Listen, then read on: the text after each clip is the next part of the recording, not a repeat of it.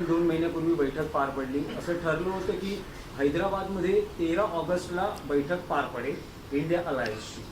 तर राहुल गांधींची या संदर्भात काही बोलणं आलंय का? कारण मध्यंतरी एका मुलाखतीत, म्हणजे तुम्हीच घेतलेल्या मुलाखतीत उद्धव ठाकरेंनी इंडिया अलायन्सच्या भवितव्यावर काही विधान केलं. इंडिया अलायन्सचं भवितव्य हे चांगलं आहे.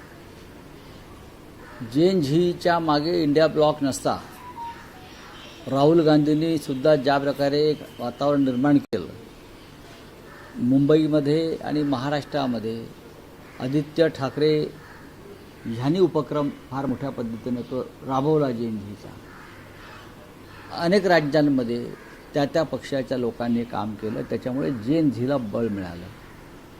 हां, म्हणजे कॉक्रोच जनता पार्टीला हे तुम्हाला नाकारता येणार नाही. आम्ही आमच्याच पद्धतीनं राज्यामध्ये काम करतो आहोत आणि ते करत राहू. याचा फायदा शेवटी इंडिया ब्लॉकला आणि महाराष्ट्रात या राज्यामध्ये महाविकास आघाडीलाच होणार आहे.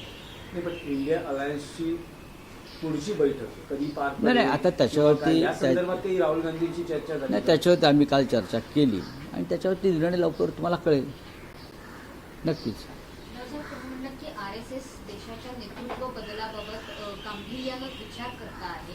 जर अमित शहा बरोबर काम करायला कोणी तयार नाही असे तुमचे इंटरेस्ट आहेत असं तुम्ही म्हणताय.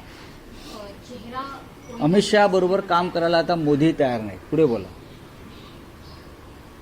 केंद्रीय मंत्रिमंडळातून अमित शहाला वगळण्यासंदर्भात मोदींची मानसिकता आहे.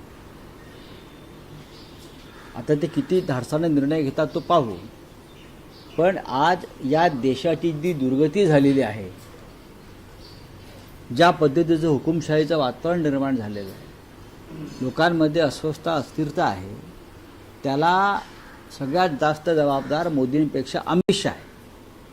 अमित शहाने या देशाच्या राजकारणामध्ये विषारी प्रवाह आणले. खासदार आमदार विकत घेणं, पक्ष फोडणं, न्यायालयावर दबाव आणणं, निवडणूक आयोगावर दबाव आणणं, या अपप्रवृत्ती गेल्या 12 वर्षामध्ये अमित शहाने आणलेल्या आहेत आणि मोदी त्यांच्या मागे फरफडत गेले. याची आता जाणीव मोदींना होताना दिसते असं मोदींचे सहकारी आता सांगतात.